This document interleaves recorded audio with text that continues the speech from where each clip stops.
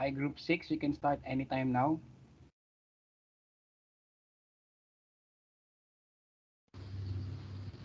Hello? Rinig po ba ako? Yes.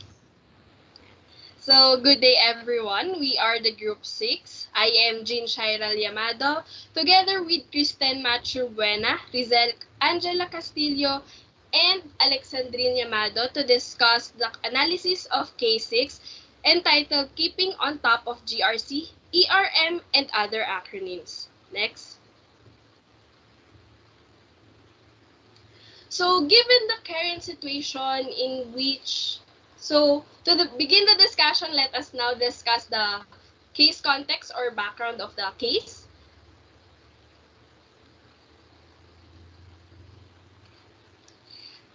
And with that, given the current situation in which we face multiple challenges such as challenges resulting from global crisis, just like COVID-19 pandemic and the current war between Ukraine and Russia that have been here for the past 2 years already.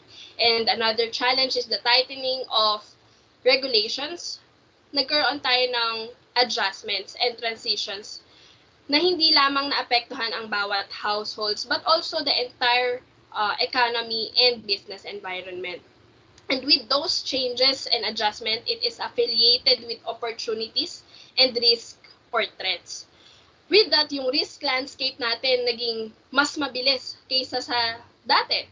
Yung approach na is naging mabilis sa environment. As a result, yung mga risk managers and um, decision makers, kailangan nilang mag-deal with new and different terms and their acronyms that become an important part of today's risk management. Specifically, ito yung nasabi sa case, yung ERM and GRC. GRC means governance, risk, and compliance, and its subsets ARM na enterprise risk management. Dito, it's not just about dealing but also analyzing and understanding. Pinapalalim kung bakit ba may mga ganong nag-a-arise na new terms and acronyms. Bakit may ganitong terms, anong effect nito sa management for them to cope up and be updated as a management. Next. So there, Jim Wetekamp, the CEO of RiskConnect, described GRC as collection of practices that aid firms in achieving their goals, dealing with uncertainty, and acting ethically. Base lang dyan is about ini-integrate nila yung ethical business sa ating daily operations. In-explain niya din na yung ERM naman as a subset of GRC is used throughout the organization to take a comprehensive look of all risks, how they relate to one another, and the overall impact on the firm. Sabi nila, ERM, iba siya sa traditional risk management. Kasi ang ERM, it includes all risks and opportunities that affect an organization's performance, including non-insurable risks na like reputation na kung sa traditional risk management ay insurable risk lamang sila nagko-concentrate. Habang lumalawak yung pag-usbong ng potential risk, yung pagiging mabilis ng risk landscape, ay importante ang pag-adapt ng enterprise-wide approach to risk management for identifying and mitigating potential threats. Next. Businesses are most concerned about environmental, social, and governance or the ESG developments among other changes in the industry. Bakit? Kasi company leaders who make efforts to improve labor conditions, promote diversity, give back to the community, yung common na ginagawa ng iba, and take a stand on socio-economic issues play a major important role in strengthening a company's brand. And it can help the company to sustain and adapt to the ever-changing risk landscape. It brings awareness to different climate issues, hindi lang sa climate but also katulad nga ng pandemic, that are occurring and encourages business to adapt practices and policies that are better for the environment. Next. Lastly, na na-discuss sa K6 is about the acquisition of Sword GRC by RiskConnect, a UK-based software company that specializes in project and enterprise risk management software. At dito naman, sinabi lang niya na yung pag-acquire niya is nagkaroon ng positive impact sa kanilang company, which is kinlaim niya na the agreement is enhanced by including project risk in its platform and enabling users to bring all facets of enterprise risk under one roof. In addition, the acquisition also gave them an opportunity na mag-grow globally and expand into new markets. That's all for the case background.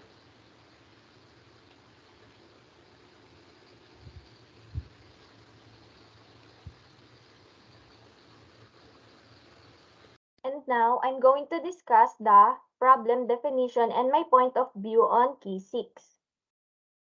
So, looking at today's situation, it is clear that the world has become more interconnected than before, which can be proven based sa mga nangyayari at kinakaharap na mundo natin sa ngayon.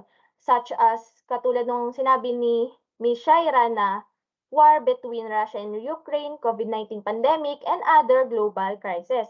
And ang mga ito ay naging resulta din ng pagkakaroon ng healthcare and environmental issues na maaaring makaapekto sa business world, including supply chain, business relationships, business continuity, workforce productivity, and marami pang iba. Thus, executive and risk managers must deal with new acronyms and terms to adapt to an ever-changing risk landscapes. Moreover, the business world as well its risk landscape are rapidly changing at the same time. That's why risk management began to collapse as it became more uncertain, interconnected, and volatile. As a result, business leaders and executives were under high pressure to make smart decisions concerning the business risks and future quickly and without error. Given the current issue to be resolved, the companies would highly achieve adapting to a constantly changing risk landscape as we work on these alternatives, such as implementing the 3A's risk management response, which stand for assessment, adaptability, and application. Since yung mga executive nga ay nangangailangan ng quick access sa mga facts na data and info to make an informed decision, in a timely and error-free manner, ngayon is nakakaranas sila ng matinding pressure to come up with an informed response. Using 3A's risk management response, makakapag-provide to sa mga businesses, especially those in charge sa certain department, ng flexibility and proactiveness.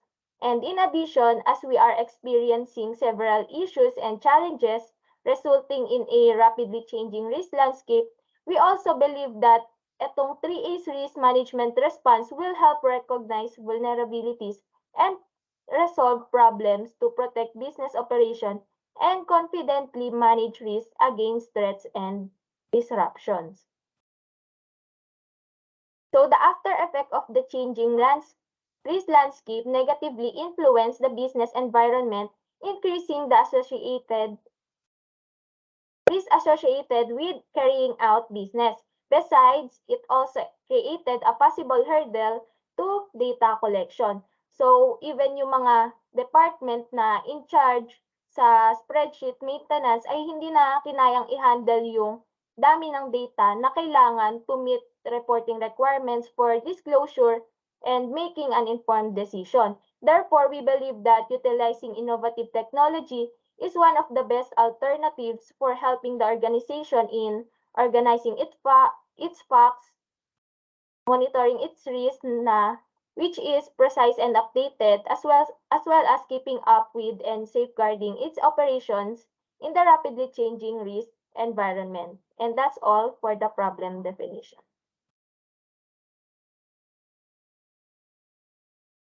So hello, good morning. I will be discussing the framework for analysis and areas for consideration. So in our framework, I will be discussing the method that we use in coming up with the best recommendation for the best outcome or action for this case. So ang framework po namin is composed of steps to help us identify the best alternative course of action. So next po. So yan. So the first one is planning. So sa planning, we first identified the problem sa case 6, which is to safeguard companies and keep up with the ever-changing risk landscape of businesses. So after identifying the problem, we now did some research on some related articles on how to solve the problem, or dito sa after namin ma-identify ang aming problem ay nakapag-search kami ng mga related articles to um, help us come up with different ideas. So after ng research na yon ay nakapag-brainstorming kami at nakapag-come up kami ng mga ideas para makabuo kami ng aming alternative course of action. So the next step is the action. So sa action ay we first did the assessment and consideration of alternative courses of action na which led us to picking the best recommendation for the problem. And after the consideration and assessment of ACA, we now identify and assess the pros and cons of each ACA, and dito nag-discuss kami ng mga positive and negative effects ng alternative course of action for us to determine the best recommendation for the problem. So the next step of our framework is the next, the outcome. So sa outcome naman, pinapakita niya kung ano yung chosen one or kung ano yung option na napili namin mula dun sa mga alternative courses of action.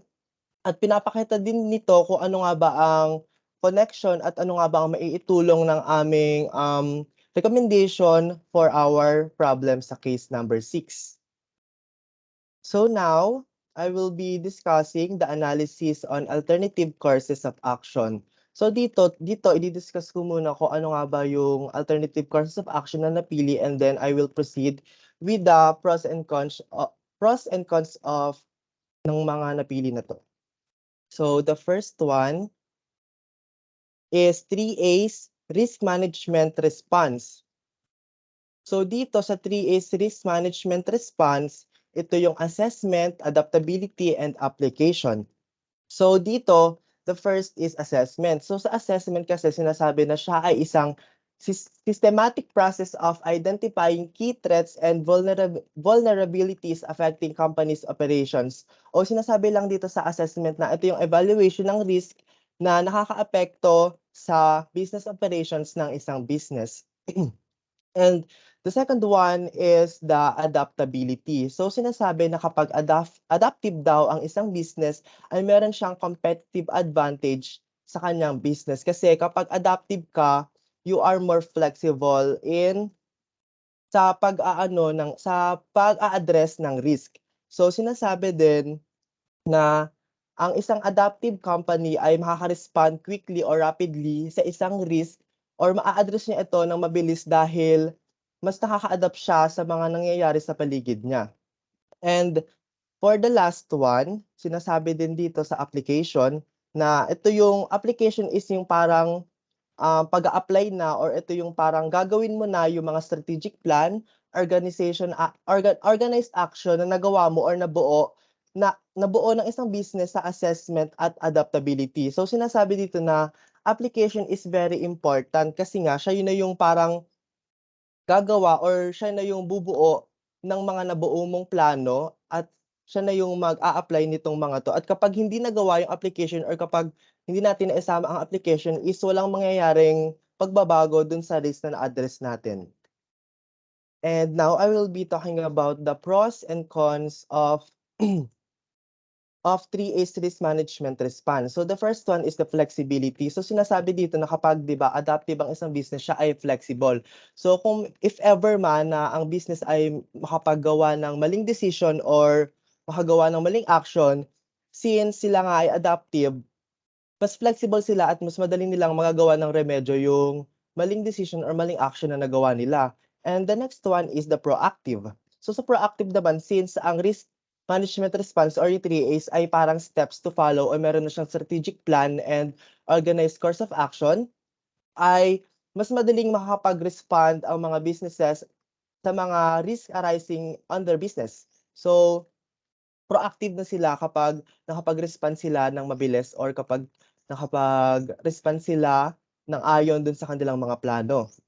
So, the next one is the availability of strategic plan and organization in course of action. So, dito lang sinasabi lang na since step by step nga ang 3As ay mas madali or meron na silang plano at plano or strategic plans in doing or addressing risks. And sinasabi din dito sa availability of strategic plan and organization in course of action ay ina-under niya si consistency. Bakit? Kasi nga kapag meron tayong organized plan or strategic plan ay kung ano, kahit anumang ang risk ang dumating or mag-arise ay meron tayong plano to address that. Kaya nag-under si consistency sa kanya. So now I will be talking about the cons. So the first one is time consuming. Time consuming ang 3A's risk management response dahil araw-araw kang mag-a-assess, araw-araw kang mag-a-adapt, and araw-araw kang mag-a-apply. Kasi di ba, ever-changing nga yung mga risk landscape. So every day or hindi naman possible every day or most of the time, lagi tayong mag-a-apply, mag-a-assess, at mag-a-adapt sa mga risk changes na nangyayari sa ating paligid. And the next one is poor timing. Dito naman po sa poor timing is dapat kasi kapag nag-a-assessment tayo, dapat tama yung mga information at data na makukuha natin. So if ever na hindi tama or misinformation yung nakuha natin, ay magkakaroon siya ng delay sa action or magkakaroon or possible na maging mistake yung action na magagawa natin. And dito naman sa last is it requires knowledgeable, skilled, and expert employees. So in connection with the poor timing, di ba dapat, sabi sa poor timing, dapat tama at accurate yung mga nakukuha nating information for the assessment. So dito naman, in order to do that, para tama yung para accurate yung mga makuha nating information, dapat meron tayong employee na knowledgeable enough at skilled enough para maging accurate or para maging mas tama yung mga assessment na gagawin niya para hindi tayo magkaroon ng delay in course of action. And that would be the pros and cons of the 3As or the risk management response. And now, the next alternative course of action is the utilization of innovative technology. So dito, pumili kami ng tatlo, which is the first one is yung recording risk or yung mga program na nagre-record ng risk like Excel. So dito naman, makikita nila or mas mamamonitor nila ang risk dahil magkakaroon sila ng historical data about the risk or yung mga real-time data about the risk. So kapag meron silang ganun, mamamonitor nila ng maayos yung mga risk nila at makakapag-address agad sila ng risk na yon in no time or in mabilis na time. At kapag nangyari yon, they will be able to avoid conflict sa kanilang businesses. And the next one is trend technologies. Dito sa trend technologies naman, nag-apply kami or in-apply namin yung nasa case which is the SOAR GRC at dinagdagan namin siya ng social media at websites. So dito naman sa trend technologies, ito yung mga programs na makaka-help sa business para maging mas updated sila or para maka-keep up sila sa mga risk na nag-a-arise sa kanilang businesses. So kapag nangyari yon, they will be able also to put an action on it. And the last one is the open data programs. Dito naman sa open data programs, ito yung mga programs na makakatulong sila para ma-monitor at malaman nila ang mga movement ng market or yung movement ng price and values ng market. So kapag nagawa nila yon, they will be able to identify risk na nagko-concern sa price values ng kanilang mga inventory, ng mga investment, at nung mga bagay na ginagamit nila para sa kanilang business. And that would be all for the analysis. And now I will be talking about the pros and cons of utilization of innovative technology. So the first one is surface trends. Dito naman sa surface trends is yung parang kaunahan niya is forecasting. So since ang gagamitin natin sa pag-i-input ng mga ng mga risk sa business is technology, magkakaroon tayo ng data to forecast. Magkakaroon tayo ng historical data to forecast risk na pwedeng mag-arise sa business. And the next one naman sa surface trends is real-time information. Since may mga program na nagbibigay ng mga information about risk, magkakaroon tayo ng trend or magkakaroon tayo ng real-time information or yung mga updated information para sa ating business. And the next one is convenient risk monitoring due to availability of data. Dito kasi may mga programs na nagko-collaborate ang iba't ibang business. So, dito may mga business na maglalagay sila ng risk dito sa sa program na to at makikita to ng ibang business owners. So, dahil sa collaboration at availability of data, mas convenient ang risk monitoring para sa mga business owners. And the next one is increase productivity by reducing the level of effort required for data collection and validation. So dito naman, since ina-apply na natin ang technology sa ating risk management, mas mababawasan na yung data or mas mababawasan na ang mga effort na kailangan ng isang employee para makuha nila yung risk na nag-a-arise sa kanilang business. So the cons naman, nasabi sa cons ni innovative technology na ito ay risky in overall kasi I will discuss it later. So the first one, costly. Sinasabi dito na risk management information systems daw can be quite expensive. So yung mga small scale businesses na gustong mag-acquire nito ay hindi nila ma-acquire kasi nga it's quite expensive to acquire programs na makakatulong para sa kanilang risk management. So the next one naman is cyber risk data security issue and data accuracy. So dito naman, ang sinasabi lang dito is may risk sila or yung technology na to ay may risk para sa data dahil it is possible na ma-hack yung mga information na nilalagay nila dun sa program at kapag nangyari yon, it will cause trouble for the business. And the last one for the cons is lower employees competency. So since ina-apply na nga natin yung technology sa work ay mas bababa ang competency ng mga employee dahil mas mawawalan sila ng focus or yung focus nila para sa kanilang trabaho ay mababawasan dahil hindi na sila or hindi na nila i-apply yung mga alam nila sa trabaho dahil gagawin na to ng technology. And that would be all for the analysis on alternative courses of action. Okay, now I'm going to discuss our final recommendation. 3A's risk management response is the best option to safeguard companies and keep up with the ever-changing risk landscape at a pace faster than before. The response is the first and essential thing to do to minimize or alleviate potential risk that can enormously impact most companies. However, kailangan yung way of pag-respond is proactive, wherein ina-assess yung risk, magkakaroon na ng formulation of relevant strategies na applicable sa changes and will be exercised before issues arise. Next is a risk management response is a comprehensive approach. So, ang maganda dito sa 3A's is it is a comprehensive approach aimed to come up sa relevant action na pwedeng i-implement ng companies para maprotektahan at maging prepared sila sa kahit anong changes na pwede nilang harapin. Next is companies that face uncertainty in an ever-changing risk landscape could strengthen their set of competencies such as flexibility in identifying and assessing risk and vulnerabilities to meet disruptions. So yung visibility of accurate, credible, and up-to-date risk assessment data support timely decision making is beneficial to protect and make companies prepared from adverse risk exposure. Second nga is yung responding through adaptability. In an uncertain world and constantly changing risk environment, adaptability ay isa sa pinaka-importante at dapat na mayroon ang company. Meron ng evidence na nagsasabi na largest and strongest players in the industry are not always the most likely to survive, but companies who know and understand their environment and are positioned to anticipate changes and adapt as well as to adjust from rapid shifts are the most likely to thrive and keep their company protected. Next is companies that are able to adapt are marked as prepared because no industry or company is exempt.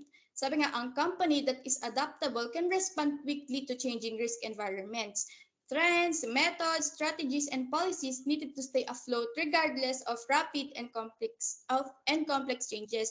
Dahil adaptability is nagpo-focus siya more on flexibility rather than only maintaining the stability of the company. So, lastly is applying an applicable risk management approach. So, itong panghuli ay application na lang ng relevant strategies, methods at mga actions para kahit pabago-bago yung risk environment is ready and resilient yung companies. And in conclusion, 3A's is risk management response is the best option because it is the proactive response wherein you are ready before something happens. There is an action that takes the necessary steps for the actual occurrence of a problem. So whatever changes that a company may face, they are ready. They are prepared because they respond to it proactively. They can effectively safeguard themselves because they are able to assess the risk, adapt from the changes, and apply necessary strategies or action to mitigate the adverse impact of an ever-changing risk environment. So that's all for our recommendation, and we are now open for your questions. Okay, thank you very much. So yung ating critic group, please raise your questions. Critic group would be group 3. Questions? Group 3 is... So Yes, go ahead. Go ahead. So I think 2 or more is better than 1 po, 'di ba? So if you have to choose a partner for 3 A's po ba 'yon? 'Di ba po yung 3A yung pinaka best option nyo? Ano sa tingin niyo yung best another tool na pwedeng gamitin doon para parang wait, ulitin ko yung question. So if you have to choose a partner for 3A's or another risk management tool that can be combined to 3A's for a better result, what is it? Okay, so I think the question is there another option that would result to better results aside from using AAA's tool only? If yes, magdadagdag ba kayo ng ibang tool? If not, defend why AAA lang yung gagamitin.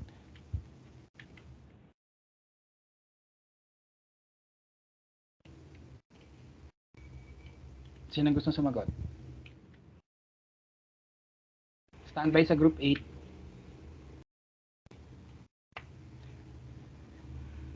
Bale, I think ang question lang is, okay na ba kayo dun sa suggestion nyo o meron kayong gustong isama pa na ibang tool? Or kung hindi, bakit mag-maintain kayo dun sa ganong decision na AAA lang? To answer the question, yung AAA, mag-maintain or mag-stick pa rin po kami sa reco na AAA. Kasi yung AAA, parang siya yung yung parang as general, whole response na siya. Kasi under ng 3A, meron na siyang yung assessment, kung saan ina-assess mo na. And then meron ng adaptability kung saan mag-a-adjust ka na dun sa changes na nakita mo na pwedeng maka-apekto sa company. And then meron na din siyang yung application wherein dun mo na ipapasok yung na-assess mo and yung kailangan mong i-adjust. So para sa amin, parang ginawa na namin siya to address talaga or for companies to be prepared. Parang ayun yung pinaka first or best response to do. Okay. To be prepared. Okay. So Amanda, I'm just wondering why you asked that question. Do you have a different recommendation? Can you share with us? I understand na possible iba yung sa inyo, kaya yun yung naging question mo. So, ano ba yung naging recommendation ng group niyo, Amanda? Naging curious lang po kung may ibang tool pa parang mas best pa dun sa 3A's kung meron pa. Yung group nyo, ano yung naging recommendation nyo? Yun din ba or iba? GRC at ano po, IRM yung reco namin. Okay. Okay, thank you very much. So actually mas maganda yung gano'n na magkakaiba kayo ng recommendation kasi mas makikita natin kung paano niyo ide-defend yung pros and cons nung pinili niyo. Kasi again, these tools are all very usable kasi hindi naman siya magiging available kung hindi. It's really up to you kung alin yung magiging applicable doon sa specific company. Some tools might be applicable, some are not. Yung iba pwedeng pagsama-samahin. So that's the reason why I'm interested also doon sa naging question ni Amanda kasi it only shows that you really thought of each tool before deciding kung ano yung best approach to take. So thank you very much Group 6 and sa group ni na Amanda. Very good and very thorough analysis Group 6. I like the framework that you use. So dahil dun sa sinunod niyo yung suggestion ko na gumamit ng framework tsaka yung steps, mas naging madali yung pagpe-present niyo ng analysis, mas naging cohesive, kompleto and structured siya. So kaya ako naman binigay yung template hindi dahil para pahirapan lang kayo, para mas maging madali yung analysis. 'Di ba mas madali kapag unti-unti, at least alam niyo kung ano yung next steps na gagawin nyo. Tapos palagi niyong babalikan yung mga nauna para yun din yung isasagot nyo dun sa huli. So very good Group 6. Now, thank you very much. And now we proceed to our next presenter. I'll see you on Saturday. So I think same schedule, yung room lang yung naiba. So pakihanap na lang. Tapos i-message ko na lang kayo kung ako yung hindi makahanap ng room. So group 8.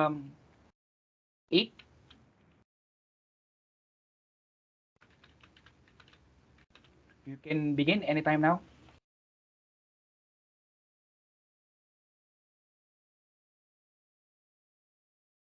Good morning, everyone. We are the Group 8, and I am Lori May Maestrado, and together with my group mates Jana May Gesta and Bernadette Ventura, we are here to present to you our case analysis regarding why hybrid workplaces are heading for extinction. Next slide.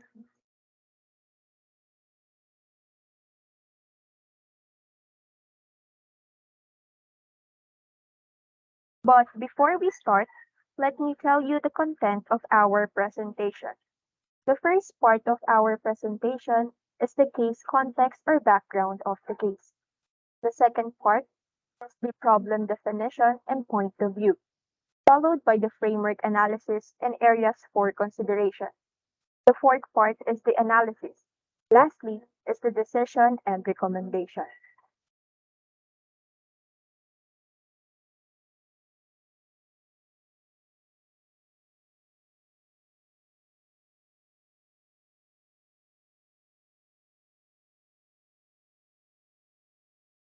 Case context or background. When the COVID-19 pandemic occurred, companies offered a hybrid work setup kung saan ito ay combination ng in-office at remote work. According to Lee, this work arrangement is when employees divide their time and days sa pagpasok sa office at pagpasok sa trabaho kahit nasa bahay lamang. However, Scott Brighton believes that hybrid office is headed for extinction.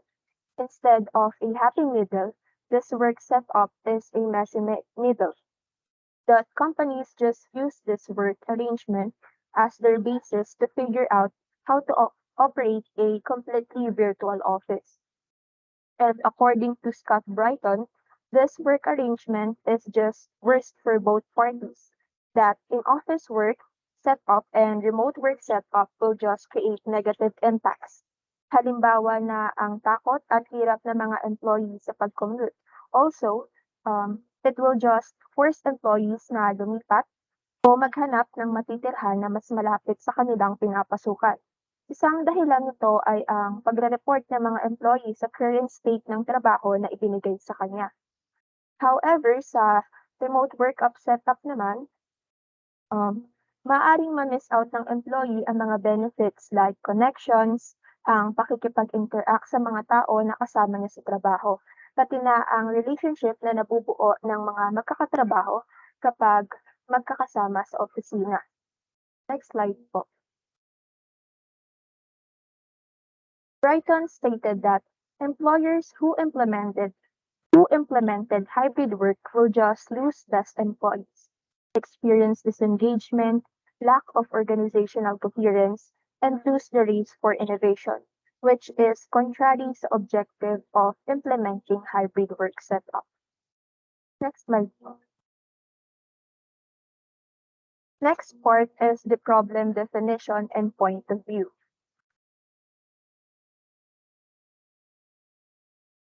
The clear and concrete statement of the issue that we, researchers, wants to resolve and address is that hybrid work setup is too complex. Employers that implement this work arrangement will just lose out the best workers, suffer from disengagement, lack of organizational cohesion, lose the innovation rates, which is contrary to the goal of hybrid work setup of attracting talent, will support innovation. Like my point of view taken. For the management is responsible for considering all possible risks and implement company policies. Sure na mga bagong company policies ay applicable sa lahat. Sa employees naman, employee performance has a huge impact on the performance of a business or company. The preference and capabilities of employees should be considered to make sure na sila ay qualified to work in a hybrid work setup. For the next part, this will be discussed by Bernadette Ventura. So good day everyone. So I will be discussing the framework for analysis and areas for consideration. So the approach or methodology for arriving at the solution is first define the problem. Identify and analyze the problem and try to get to the bottom of it. Next is brainstorm the possible solution. List down all possible solutions that you came up, then discuss and assess those options.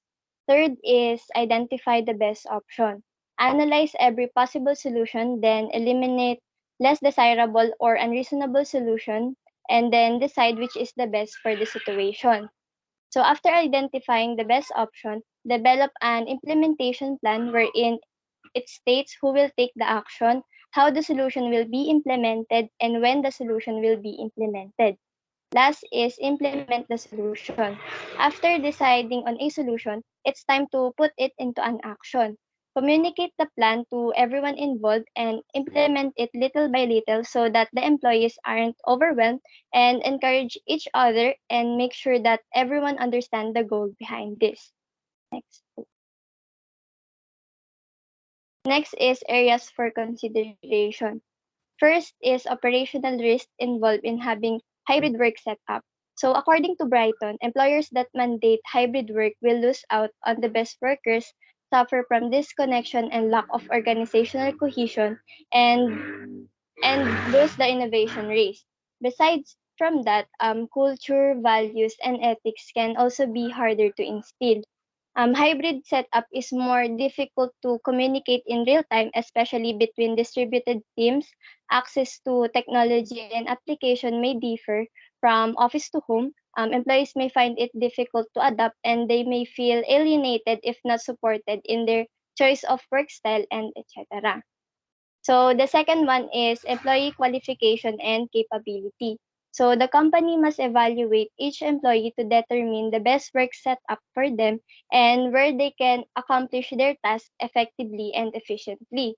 They must establish a clear and specific standard of qualification for employees who wish to work in a hybrid work environment. Each employee may need to meet the required standard in order to be qualified and to avoid any disruption in the operation. So these requirements may include things like having fast internet connection, a nice workspace, access to current technology, and etc. Next slide. So for the analysis, the discussion of option. So our first option is to build a sustainable hybrid work model. So hybrid work is a flexible strategy that mixes working from home and in an office setting. Ang pagkakaroon ng hybrid work setup ay nagpo-provide ng flexibility na kayang mag-accommodate ng range of diverse work schedules, and it gives workers the freedom to decide how and where they work and gives them the liberty to plan their working weeks in a way that complies with both corporate standard and their personal needs. On the other hand, in choosing a hybrid work model, it is important to address all worries and facts that the business and employees experiencing. Organization must conduct policy discussion including like kung how many days in a week sila dapat nasa site, what are the things to be provided in case of remote work setup, and etc. Dapat merong clear guidelines and expectation for work hours, project updates, communication, and other issue between managers, their teams, and their employees. Kasi itong mga bagay na to ay nagko-contribute sa development of trust and the establishment of boundaries. Next. So our option 2 is choose a work model that is appropriate to the nature of the company. Since not all industry can utilize the hybrid working model as effectively as other, for example po yung mga manufacturing and service industry, 'di ba po hindi fit sa nature ng company or ng work nila yung mga online setups kasi po mahirap and hindi nila magagawa yung work nila unless nasa site sila and physically present. So yung mga leaders, they must choose the most suitable model setup based on the nature of their company in order to capitalize the opportunities that can help their company to grow. So for the decision and recommendation, it will be presented by Jana Medes.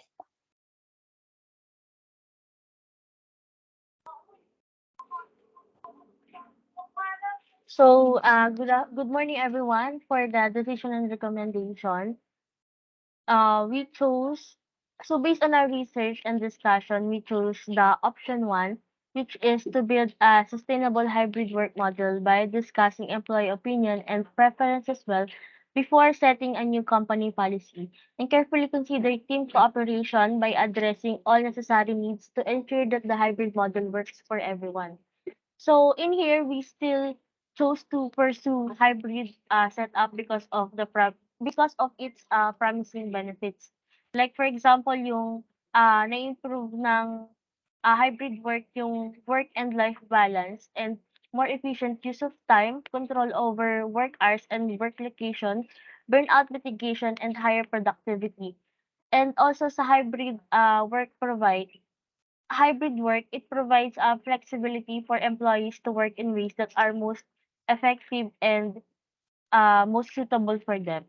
So, justification for our chosen recommendation, one of the biggest lessons that organizations have learned coming out of the pandemic is that employees like being able to decide where and when they work. While many tasks, especially those involving collaboration between colleagues, are best performed in person, the flexibility that a hybrid work model offers is attractive to people seeking a healthy work-life balance. Offering employees some flexibility to work when and where it's convenient for them, at least some some of the time results in higher engagement, more productivity, and an increased level of well-being. So next is the implementation steps. So number one is involve employees in hybrid work model development. So dito we encourage open communication and we will make sure na yung employees are present and nakikipag-coordinate during the policy meeting para they are all aware and magkakaroon agad sila ng immediate reaction and responses sa mga isa-set na standards and policy. Kasi if ever na hindi sila kasama sa planning pa lang and then tsaka pa lang magkakaroon ng open communication kung kailan na-polish na ng higher management yung policy, puwedeng magkaroon pa ulit siya ng pagbabago kasi there are cases na, hindi hindi maging pabor yung ibang employee sa setup na gagawin. So, mas maganda kung dun pa lang sa planning kasama na yung mga employees para nagkakaroon na agad ng, opinions and open communication sa isa't isa. So second step is organize the task. So dito na papasok yung pagse-set ng boundaries and pagbibigay ng clear directives. For example, yung pagho-hold ng regular meetings and kung pagde-determine ng how many days employees must work on-site or kailan sila mag-work from home. And dito rin papasok yung pag-create ng communication channels and personal engagement between employees and the management. So number three is provide productivity tools and support. So having the right access to the having access to the right tools will keep employees connected with everyone, including management and customers.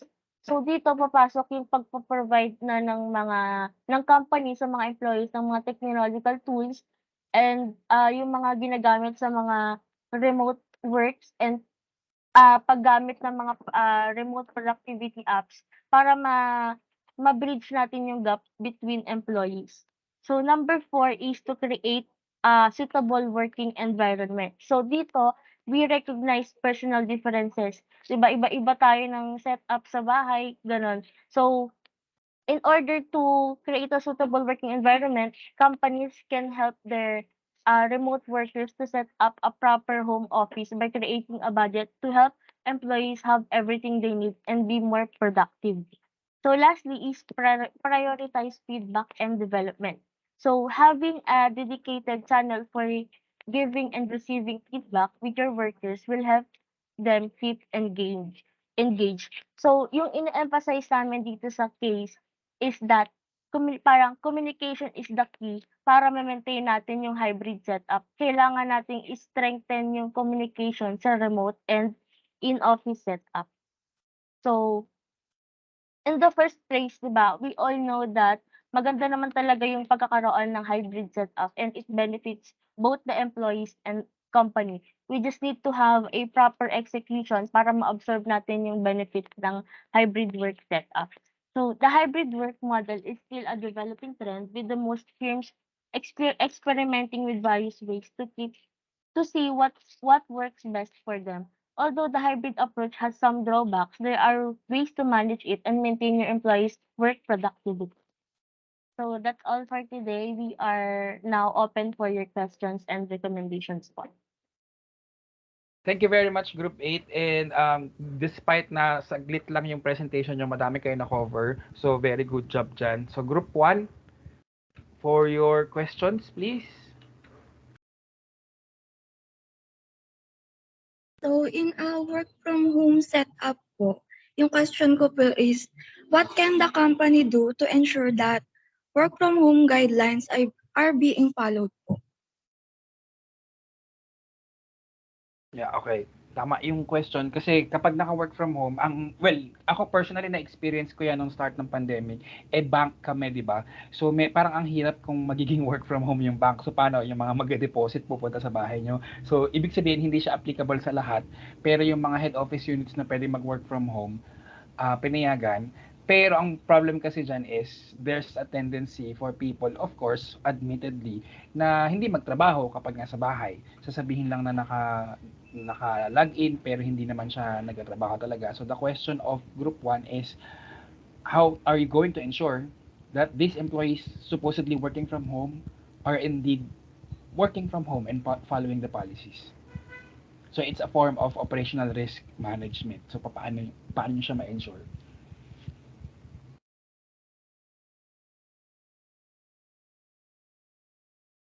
Group 8, kahit sino sa inyo.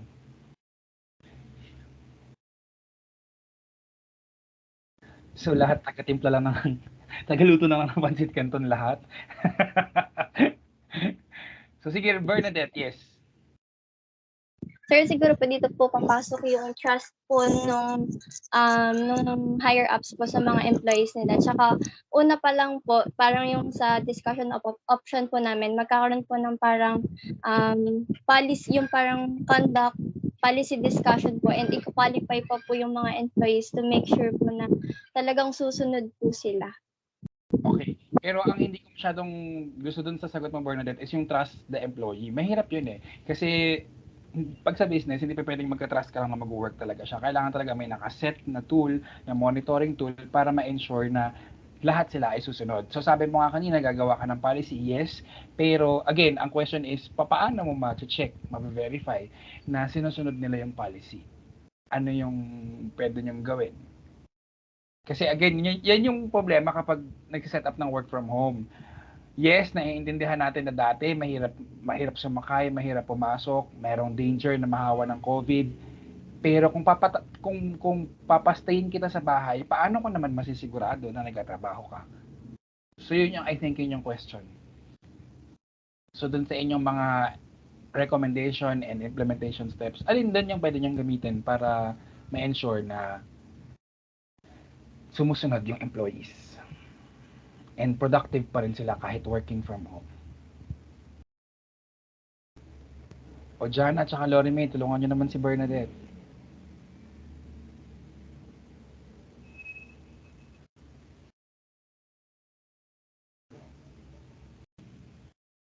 Baka pwedeng makahingi ka ng report sa kanila everyday, di ba?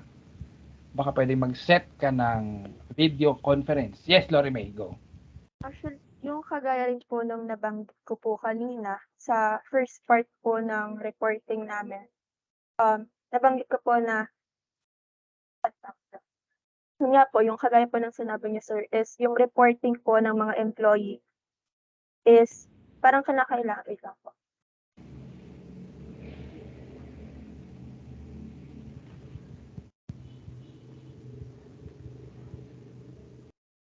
Yeah, yung kagaya po nung nabanggit ko po kanina sa first part is yung pagpunta po nila sa office, which is yung pagre-report po ng employee sa current state po ng trabaho nila, which is through that po is malalaman po ng employee ng employers kung nagagawa po ba ng employee yung trabaho na ibinigay or ipinataw po sa kanya. And also po dun sa sinabi rin po ni Berna na magsiset ng policy, I think kasabay po siguro ng pagsiset ng policy is pagdadagdag din po ng some violations na pwedeng na pag nalabag may mga consequences po na or ano mo tawag doon? Yung pagdadagdag po ng pag may mga na-violate silang rules or policy, may mga some consequences po nakakaharapin if ever. Okay. So, mag-comment na lang. May question pa ba from group 1? Meron pa ba? Wala nang question? Okay. So, balikan lang natin yung case study natin ha. So, ang problem kasi talaga natin dito is most companies are in a dilemma kung mag-full office na ba sila o work from home or hybrid. Kasi nga, syempre, bago sa lahat itong setup ng hybrid. Kasi normally, tayo as human beings, we would prefer to go to the office, sit in our office desk, wear our corporate attires, and interact with our office mates. Lahat lang yan mawawala kung mag-work from home ka. Kung mag-flexible ka naman, minsan nasa office, minsan wala, hindi mo na alam kung paano yung magiging setup nun. Saan ba siya mas magiging productive? Yung full office o full work from home? Kasi kapag hybrid, somewhere in the middle ka. So parang kung ako personally, mas gusto ko pang full office, personally to ha, mas gusto ko pang full office kaysa hybrid. Kasi parang nasisira yung momentum ko kapag Monday papasok, Tuesday hindi papasok, Wednesday papasok ulit, Thursday hindi. Di ba ako personally, ganun lang ako ha. So I think yun yung dilemma ng mga companies, and I think that's the purpose or the goal of our case study is to identify the operational risk involved in choosing whether to do work from home or hybrid setup or full office. Kailangan ilalatag natin yan. Kasi ano ba yung pwede mong i-test. Siguro first month, first 2 weeks, i-test mo muna kung workable ba siya. Kung hindi, adjust tayo ng plan. Pwedeng hybrid lang, hindi pa pwedeng full office muna ulit. Ganun. So, yun yung mga considerations na kailangan natin gagawin. And I think, ang kailangan natin i-emphasize dito sa inyong case study is, when we talk of risks, we are not only talking about financial risk. Yung mga numbers, trading risk, mga options, hindi lang yun ang ating pinag-uusapan because definitely there are other risks such as operational risk na hindi involved yung money or cash pero meron pa rin implications in terms of sa effectivity ng business, profitability, and of course yung pagiging productive ng mga employees. So overall, I like the presentation of Group 8 kahit nahihiya kayo sa question and answer portion. Pero yung presentation niya, very good implementation steps, specific, targeted, and very much applicable. So a job well done pa rin sa Group 8. So congratulations dahil natapos na kayo. So yun lang. So next presenter, please start Group 5. Thank you din sa Group 1 na nag-raise ng question.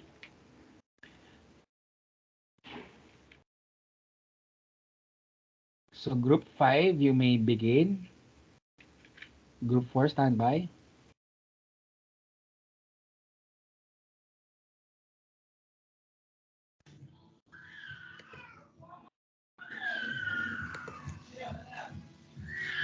So good day everyone. We are the group 5 and we will be discussing the case 5, the global changes reshaping risk landscape.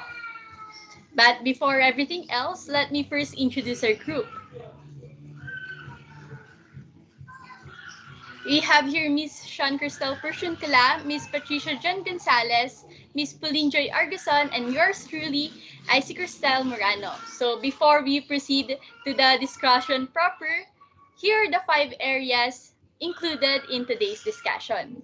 First, we are going to tackle the case context or the case background, the problem definition and the point of view, the framework for analysis and areas for consideration, the analysis, and our decision or recommendation for the case. So let's proceed.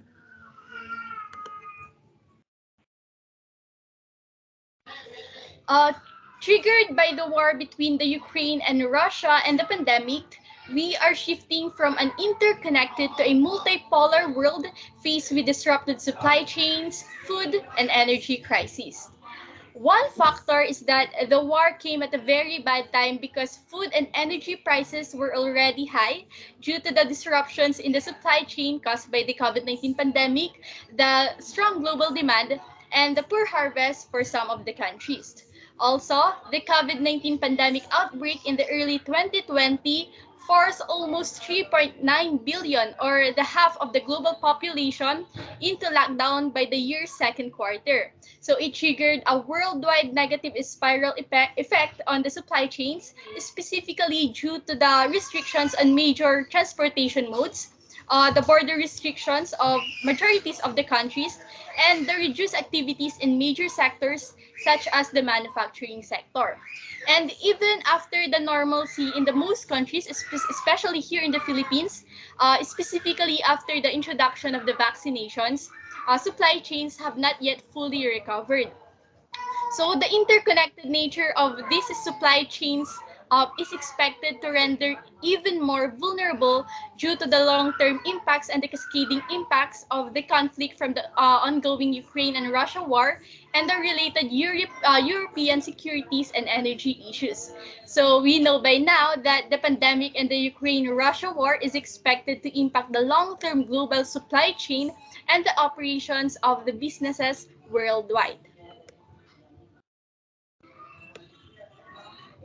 To define the problem of this case, today, the quest of companies to create a more equitable global landscape with respect to the supply chains for different products is expected to encounter the two major scales, or what we mentioned a while ago, the impacts of the COVID-19 and the impacts of the Ukraine and Russia war. So in particular, the supply chain networks showcase their inability to respond effectively to the unprecedented supply chain demands and supply chain pressures. So such pressures, this was exerted by factors such as enormous demand for consumer goods, encouraged by factors such as panic buying, excessive waves of the lockdown, and restricted movements of goods and people due to the global lockdowns.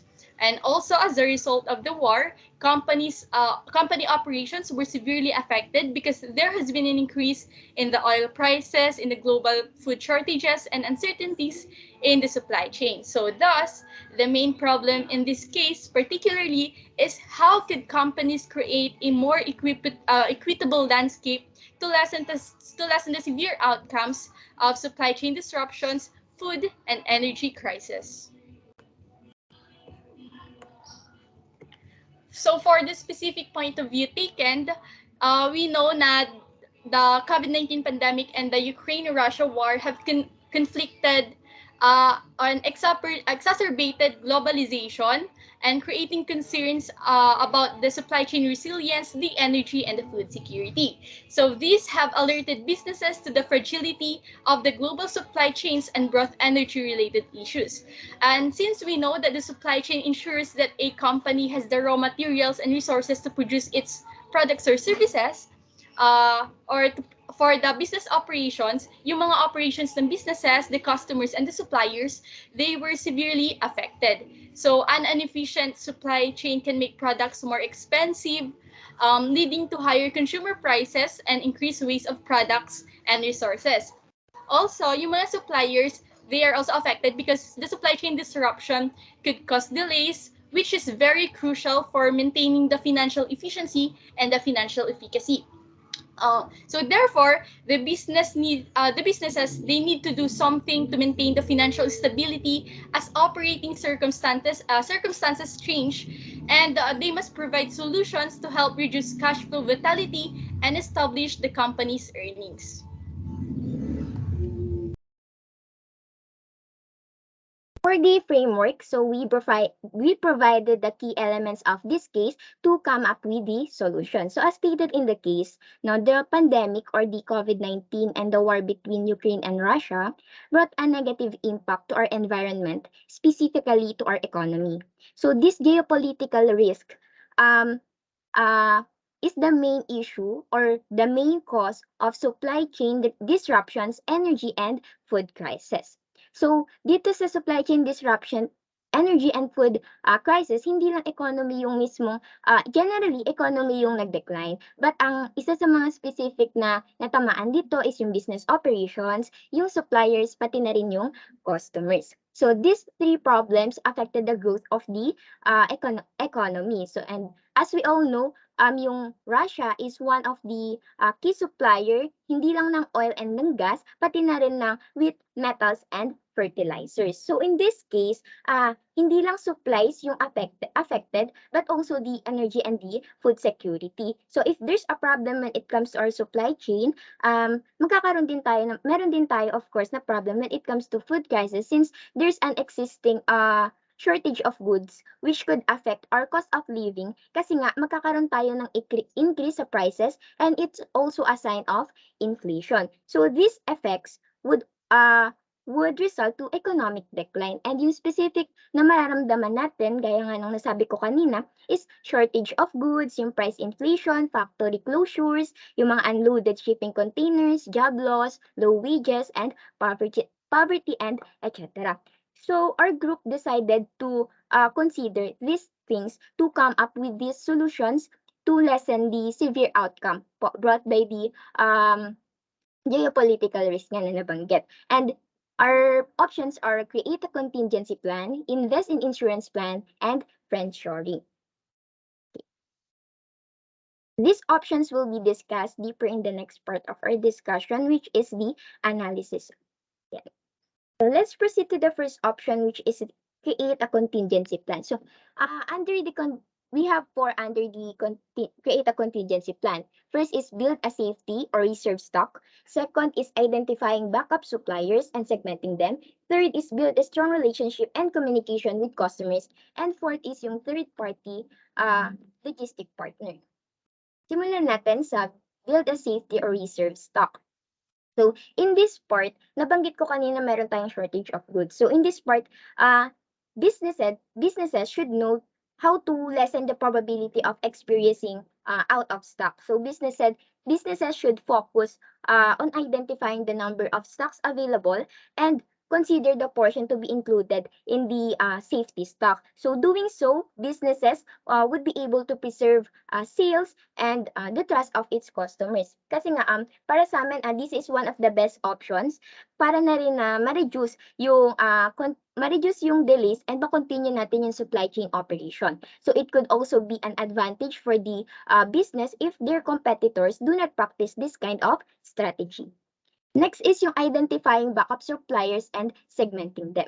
So in this section, it is trying to explain that the company should not stick, or it is not recommended for the company to stick with one or single supplier only, as it would limit them to increase their profit. So kailangan meron tayong alternative suppliers kasi nga ma-reduce din ito yung delays and it will help them minimize any disruption. So segmenting them should be done after locating additional suppliers, and it is an effective method for reducing supply chain complexity. Kasi nga, once na na-implement na natin yung segmentation strategies, magkakaroon tayo ng higher group margins, growth and margins, deeper multi-channel penetration, and improved customer service and sales. Next is yung building a strong relationship and communication with customers. Since nabanggit ko kanina that customers are one of the most impacted groups by this kind of situation, so the main objective of this recommendation is to keep them. Kasi nga, if magkakaroon ng delay sa mga orders or sa kung ano man yung pinurchase ng ating customers, magkakaroon tayo ng delays dun and there's a possibility na i-refund nila yon. And that refund, malaking epekto siya pagdating sa sales ng ating business. Kaya nga, one of the most important things that businesses should do is to stay in touch with their customers and keep them updated or informed about the product they ordered or purchased. For the third-party logistic partners, it will be discussed by Ms. Patricia Dayan Gonzalez. So for the third-party logistics, nagsaserve siya as company's friend that can ease all their transactions. It helps in all the operational responsibilities of fulfilling, creating, and distributing the customer's orders. Pero paano nga ba nag-work yung 3PL? So yung business owners, nag-accept sila ng orders and then tinatransmit nila yung information sa kanilang 3PL partner para ma-ensure na yung orders is mag-a-arrive sa customer. Also, it includes the shipment data and information sa stakeholder management system to streamline their logistics end-to-end. So let's move on to our second recommendation, which is the investing in insurance plans. Insurance specifically aimed at providing coverage when disruption occur across international supply chains. Insurers mostly work with customers to be able to manage their risk by holding joint workshops that focuses on supply interruption scenarios and offering more flexibility over policies by extending the process within a business interruption policy.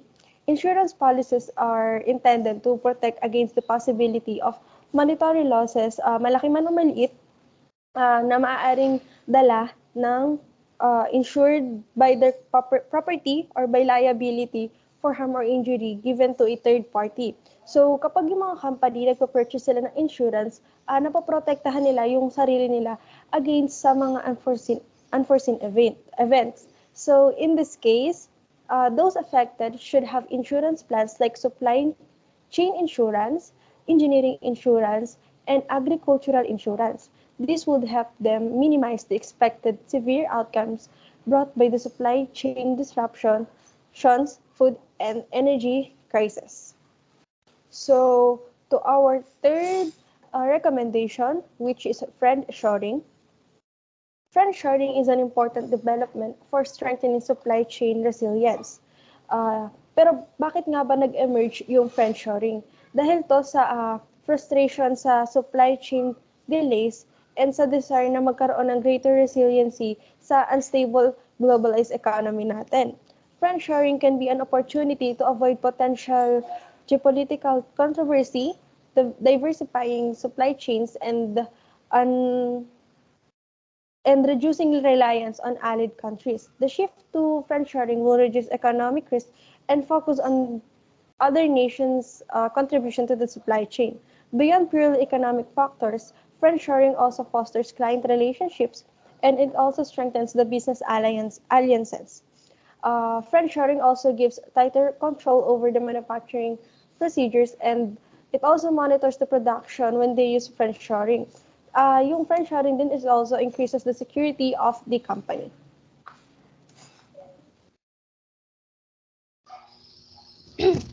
As per the decision or recommendation, the specific response is to invest in insurance plan. We choose this option among the solution because since ang major issue nga na dapat ma-address ng mga business, if ang goal nila is to secure their customer and their profitability, they must prioritize the problem, which is the supply chain disruption and the food and energy crisis. So a little backstory, some research finding, may mga business leaders na nagulat na ganun pala kalaki yung impact ng insurance as a mitigating tool. And there, parang nalaman nila na napaka-useful pala ng insurance, and na-realize nila they have missed out a highly effective tool. And with that, we advise that companies should prioritize insurance among the other options as it can contribute to maintaining economic resilience. Yung insurance na poprotektahan din niya yung company from losses during business operations, and kino-cover niya rin yung risks related sa employees, sa customer, especially sa company property across sector, specifically yung construction and manufacturing hanggang sa healthcare and finance. So overall, yung insurance kasi hindi lang siya isang policy because once a business availed it is a bundle of offerings or services like risk analysis, benchmarking, and mitigation advice that can help the business analyze the supply chain quality and to achieve resilience. Specifically, there are 3 types of insurance under. First is the supply chain insurance, second is the engineering insurance, and lastly, the agriculture insurance. So here we recommend the supply chain insurance. So because in the past month, most supply chain insurance policies that cover the supply chain interruptions, they still require the physical damage to the product or the material itself. So that risk is covered if the company would acquire the property and the casualty insurance. But now, recently, there has been an increase of focus on addressing more diverse causes of loss within the supply chain. So, supply chain insurance, it is now available because it activates any number of events. So, it will reimburse the company for disruptions caused by a wide range of negative effects or negative events such as yung mga natural disasters, pandemics, wars, and political unrest.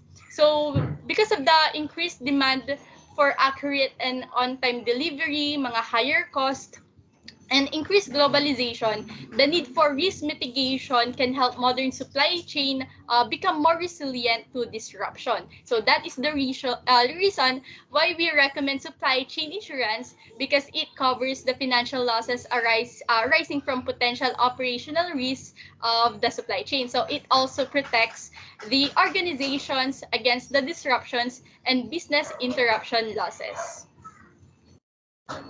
So next is the engineering insurance. So in engineering insurance, we can achieve green transition and the usage of renewable energy. Kasi ang engineering insurance, pinapacilitate niya yung transition to green economy by ensuring and investing in renewable energy infrastructure. Especially today, di ba, through climate change, na-highlight niya kasi yung importance ng green transition. Tapos, another example is yung Russia and Ukraine invasion, whereas nakaranas tayo ng shortage kasi nga sila yung main supplier. It added a reason to ship in renewable energy. However, yung pag-ship kasi may associated risk during the process, and kailangan ma-mitigate yun at ma-manage to avoid large losses. So, yung insurance industry, specifically yung engineering insurance, it can play a vital role in the expansion of renewable energy since nagpo-provide siya ng risk protection na kino-cover yung related risk na nag-a-arise dun sa operation ng renewable energy infrastructure. Next is the agricultural insurance or the agriculture insurance. So sa agriculture insurance, hina-highlight niya naman yung isa siyang tool na nag-a-assist dun sa farmers, sa herders, and sa government para ma-lessen yung negative impact ng adverse events. Kasi yung mga adverse natural event, yun yung pwedeng maging threat sa food security. So through agriculture insurance, yung mga risks related to food security, nami-mitigate siya.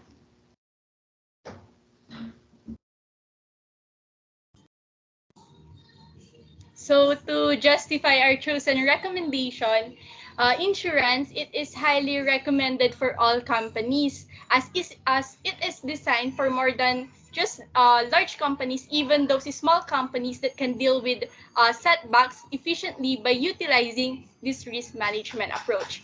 So insurance plans can be one of the company's most important ongoing financial assets since we know that yung mga investments, it is very crucial because operating a business is very challenging because there is a worry about suffering from financial loss dahil nga dun sa mga unforeseen circumstances or yung mga unexpected recurrences na nabanggit namin kanina. But through insurance plans, specifically what we mentioned a while ago, the agriculture insurance, the engineering insurance, and the supply chain insurance, it can protect the companies from some of the most common losses and experience due to the business interruptions, the supply chain disruption, the energy, and the food crisis. For the implementation steps, so unang-una syempre, para maging protected ang company and makuha yung benefits na meron ng insurance plans, the company need to purchase one which is suitable for the company. So in this case, maganda na piliin yung nirecommend namin kanina na supply chain insurance, engineering insurance, and agricultural insurance kasi mas mapagfocusan niya yung mga problems when it comes to supply chain disruptions, food and energy crisis. Pero paano nga ba magkaroon nito and paano ba siya nagwo-work? Yan. In order to achieve what is the most suitable insurance coverage, it is important for the company to have a credible insurance broker. So, yung broker na yun, siya yung magdi-discuss ng business operations and the exposures specific to the industry and business type. And siya rin yung mag-a-assess sa company para mas maintindihan nila yung mga business risk, yung mga scale of business operations, and yung mga premiums na need nilang i-purchase. Moreover, kailangan din siguro ma-discuss dito yung mga limits, mga exposure bases, ganun mga business classifications, exclusions, and endorsements para na rin mas ma-analyze natin yung gaps, yung mga errors or overlap in the current commercial policy para na rin mas ma-implement natin ng maayos yung right insurance plan na kailangan ng company. So, to fully understand how insurance works, the business must understand this concept that goes along the way in helping business to choose the policy that best suits the needs of the company. So, the first important concept to understand is the premiums. So, ano nga ba yung premium? Ito yung price na binabayaran ng company na nag-acquire ng insurance. So, typically, expressed to as a monthly cost. The premium is determined by insurer based on the given service and the business's risk the insurer will work on. Next is the policy limits. So every insurance policy only covers up to a certain amount. This is called a limit. A limit is the highest amount the insurer will pay for a claim that the company's availed insurance policy covers. If the company files a covered claim, the insurer will pay up to a certain amount, and the responsibility for any expenses that exceed the limit is on the business. So lastly is the deductibles. So the deductible is a specific amount that the business must pay out of the pocket before the insurer pays a claim. Deductibles serve as a deterrent to large volumes of small and insignificant claims. So, all in all, we highly recommend insurance since it will contribute to the financial stability of businesses. It will serve as a guide in assessing the company's risk and capabilities, and it can protect the business from risk and damages covering yung supply chain risk at saka yung mga unexpected occurrence or unforeseen event. With that, we highlight the importance of insurance investment because without insurance, businesses are more vulnerable to risk. That would be all. Thank you for listening. Okay, thank you very much, Group 5. So, yung ating critic group, please raise your question.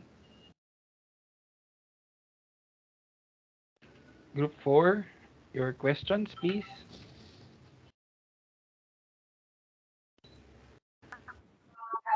Good morning po, sir. And yung question ko po, paano po nila mapaprotektahan yung company when it comes to finances? I mean, paano po sila makakasigurado na hindi sila masyadong maapektuhan ng mga supply chain disruption? Yun lang po, sir. Ayun, naiintindihan niya ba yung question niya? So, anyone can answer. Hello po. Tama po ba yung intindi ko na parang paano makakatulong yung ni-recommend namin na insurance plans para sa when it comes to finances po. Tama ba? Hello po, Shireen. Shireen? Yes, Yes, opo. Tsaka paano po sila makakasigurado na hindi makaka-experience ng masyadong malaking loss yung company? Okay. So parang paano mapoprotektahan? Okay. So kasi 'di ba generally kapag sinabi nating insurance, ano siya para siyang protection talaga sa mga unforeseen events.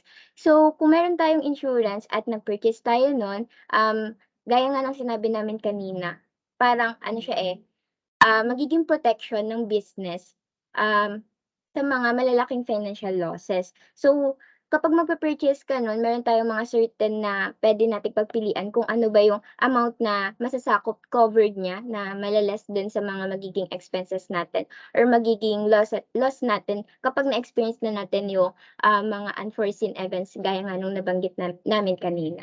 So feeling ko yun naman talaga yung purpose bakit kami recommend ng insurance para na rin talaga ma-protect at mabawasan yung magiging losses ng company. So, I hope po na sagot ko yung tanong. Okay, we need another question from the group. Group 5. Group 4. One more question, please.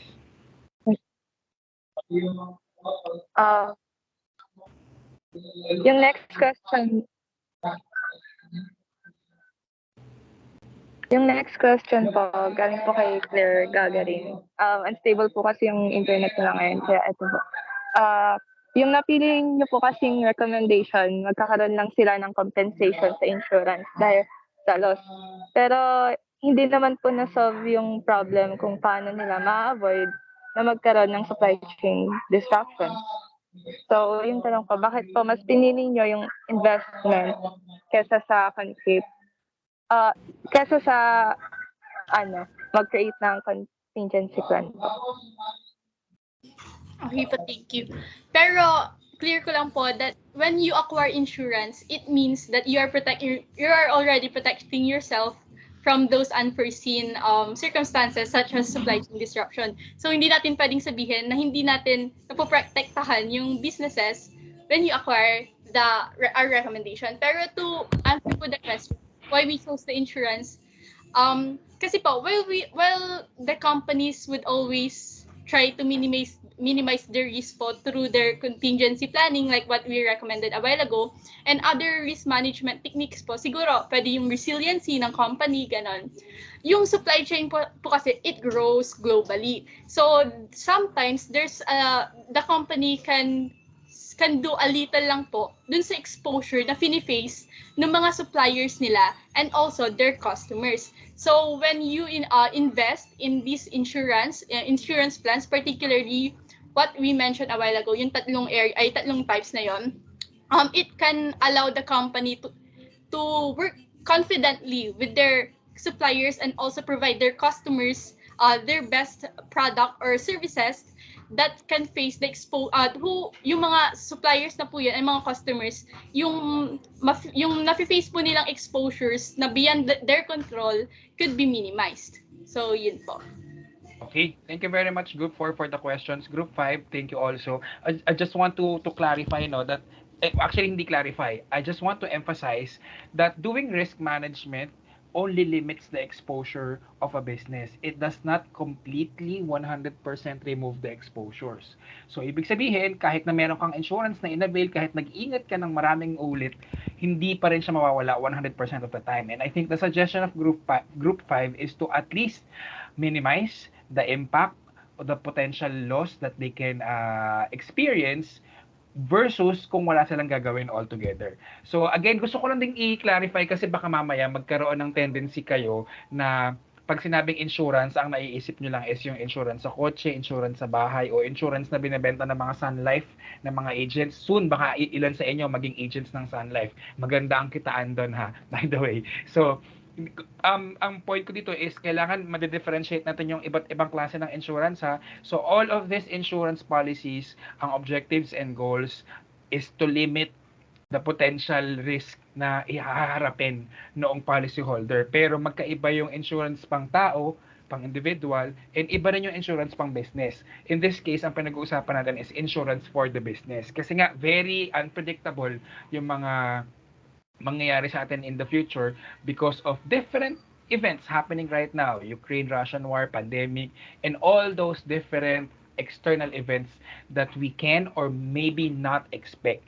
So again, thank you very much Group 5 and Group 4 for the questions. I also like the framework that Group 5 use and the structure of your presentation. I also appreciate that you look into other articles to support the analysis. So that's the best way to go. So congratulations Group 5. Thank you. And now for our last presenter this morning. So simula pa ako kaninang 8:30 nakikinig ng case presentation. Pero ginusto natin to. So sige, ilaban natin. Last presenter, Group 7. And of course, Group 2, please stand by. Group 7, you may start anytime now.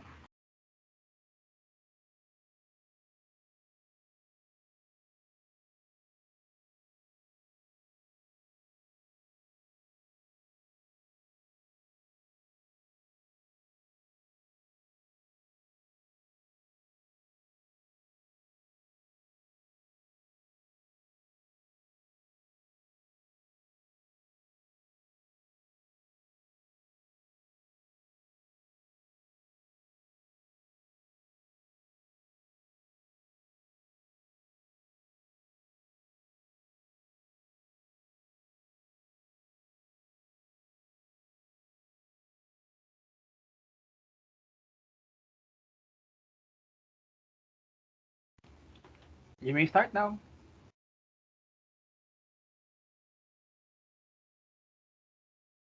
A pleasant morning to everyone. We are the Group 7 and today we are pleased to present to you a case study and analysis about power sector facing new risk landscape. I am Lara Mille Gaspi of the SBM 34 together with my group mates Nicole Laudeño and Rica May Concepcion. Next slide. This presentation has 5 detailed parts to be discussed, and those are number 1, case context or background, number 2, problem definition and point of view, third, analysis, fourth, framework for analysis and areas for consideration, fifth, decision or recommendation. Next slide. Case context or background. Next slide. The background of the case consists of number 1, the recent Russia-Ukraine war prompted power sector which dominate new risk landscape, climate change, global inflation, and energy transition. That is according to WTW. As we all know naman, inflation and climate change is a lifelong issue globally. But with the entrance of Russia-Ukraine war, possibilities of new risk landscape has rise. So second is negative circumstances like global inflation gradually make any kinds of insurance price increase, just like the power insurance. For practical and wise thinking, risk managers should still engage in this rising price trend of insurance to maximize security for their business operations against energy deficits. So sa scenarios na mga nabanggit, mostly hindi siya na-encounter before ng mga risk managers and organizations. So for the companies to survive to those scenarios, risk managers should embrace with these changes while assuring that they have strong financial stability and business capability to operate in the midst of inflation. Next slide. More than $1 million losses for each individual occurred, a high trend for the 3 consecutive years of 2019 to 2021. The total losses are assumed to have the same amount as the power sector income, for which total to more than $20 million losses. Fourth, further insurance rate increases and larger retention will continue to prevail. However, large Asian economies found a much more demand in electricity, making companies experience difficulties in reducing coal consumption. The impact of climate change in insurance will force the organizations to stick in energy transition. So according to the head of power and to the head of Power and Natural Resources Asia, the first quarter of 2020 showed that insurers continuously subsidize with caution while markets are appearing to have an ample necessity and ideal restriction to those clean and good quality business. So that summarizes the entire background and description of this case. Next slide.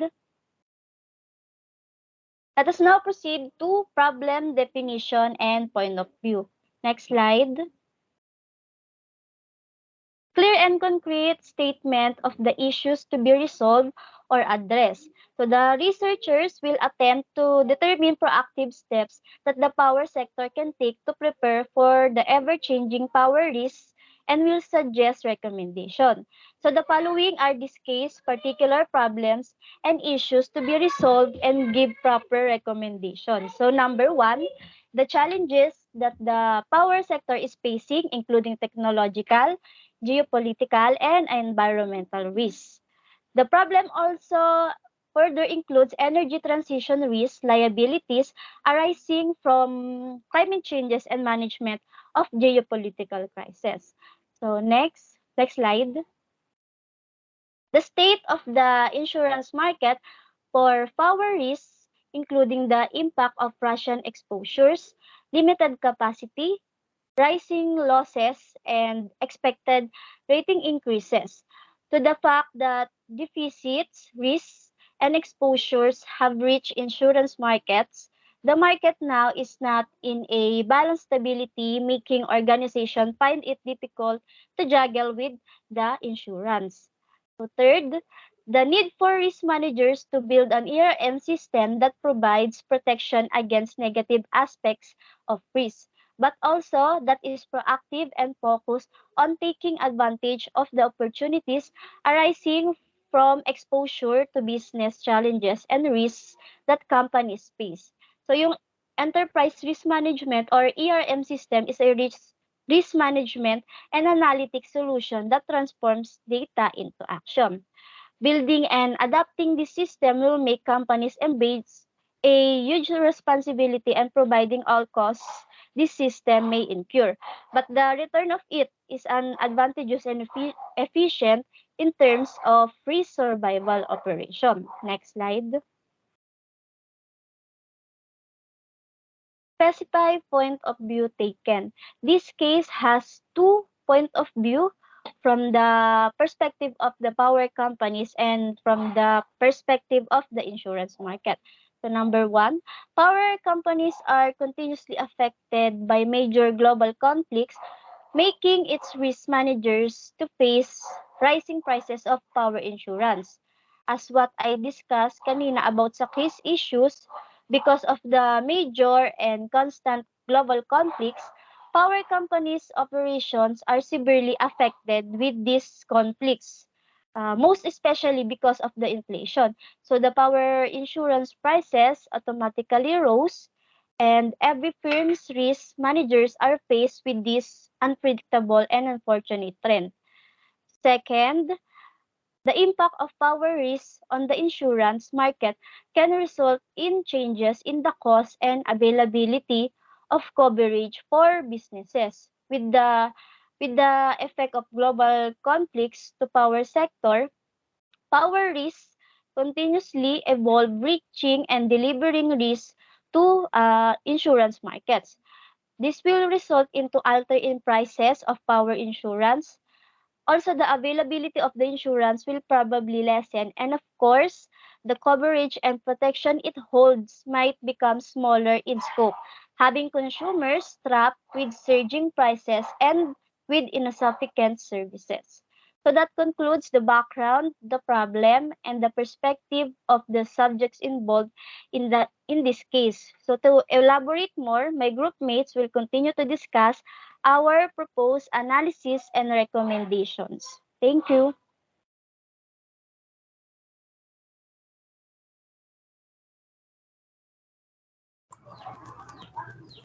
Good morning, everyone. I'm Nicolo Denyo, and I'll be discussing the framework for analysis and areas for consideration, and also the analysis part of our case study presentation. So let's start with the framework for analysis and areas for consideration. So next slide po. Approach or methodology for arriving at a solution talks about the approach or yung methodology po na ginawa namin para makapag-come up sa isang solution. And this includes, firstly, identifying the problems that needed to be resolved. Whereas, number one, power sector is facing a number of challenges that need to be resolved, including technology, geopolitical, and environmental concerns. Number two, insurance markets for power risk have issues that need to be resolved, including Russian exposures, limited capacity, rising losses, and expected rating increases. Next slide po. Number three, risk managers need to address a number of issues related to ERM, such as providing protection against negative aspects of risk, while being proactive and taking advantage of opportunities arising from exposure to business challenges and risk. So the following po are just the problems sa case na nakita namin. So, di ko na po i-elaborate pa yung mga case problems na yan kasi po naipaliwanag naman na siya ni Ms. Lara in her discussion. So the second thing that we did is that we do secondary sourcing, or we look through online articles related to the changing power risk and how it impacts the power sector. So we come up with this procedure para malaman po namin kung ano yung mga current and relevant articles na magagamit namin in order to make our case presentation more reliable and informative. So next slide po. Now, let's move on to the key case elements that need to be taken into account in developing the recommendation. So, the following po are the key case factors that need to be considered or be taken account in formulating the recommendation. Number one, the risk landscape for the power industry has shifted significantly due to factors such as war between Russia and Ukraine, rising global inflation, energy transition, and the impacts of climate change. So, kaya po kami nag-come up sa aming recommendations ay dahil na rin po sa mga factors na ito. So, number two, with the changing power risk placing new pressure on the insurance market, larger retentions, and further insurance rate increases. So, syempre po, external factors like this can affect the power companies in continuing their business operations. So, we will definitely consider the state of insurance markets in formulating our recommendations. Next slide po. The importance of setting out a proactive and robust risk management system within an organization. So, we also consider this kasi due to the changing power risk nga na nararanasan ng power companies and also the insurance markets, it is critical to set up or develop a proactive and robust enterprise risk management that can help them to further prevent and mitigate the changing power risk. Next slide po. So we will move on now with the analysis part of this case presentation. Now sa analysis part, this is where we discuss our options in formulating our main recommendation that can help the power sector in addressing the changing power risk. Next slide. So let's now proceed to the first option. Number one is to diversify energy sources to reduce reliance on a single type of energy and mitigate the risk of supply disruptions. So we make this our option kasi this is more like a power sector problem. And in diversifying energy sources po kasi, hindi lang po tayo depende sa isang source of energy like coal. So if we diversify, we can choose other type of energy sources such as hydrogen in exchange of coal. Kasi nga due to coal's rising insurance cost, kailangan ng power sector na maghanap ng mas sustainable na energy source that can have net zero emission to avoid further insurance costs. So this option's advantages is it can mitigate risk of supply disruptions. So yun naman kasi ang goal nito, which is ensure ng stable and reliable supply of energy para sa mga consumers ng power sector. It can also provide financial benefits by decreasing the overall energy cost. So dito naman, yung pagta-transition sa isang alternative source of energy like hydrogen can make the power sector not dependent sa pagbili ng insurance coverage. So its disadvantages naman po, on the other hand, is it can lead to increased complexity and cost. So syempre, hindi naman madali na mag-transition agad ng energy sources from coal to hydrogen. So baka mahirapan lang sila since medyo komplikado nga and costly ang pagta-transition. Another disadvantage is that dependence on multiple sources may lead to a lack of expertise on certain sources.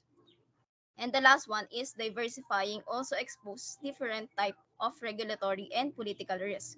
So dito kung nag-transition sa isang energy source, syempre iba na rin po yung mga regulations na kailangang i-comply. So komplikado din pag may nalabag po tayo na regulations or standards. Next slide po. The second option is to monitor and assess the insurance market for power risk to ensure adequate coverage is in place and to identify potential areas of concern. So we make this our option naman since kailangan din natin i-consider yung lagay ng insurance market and how it can affect the power sector in monitoring.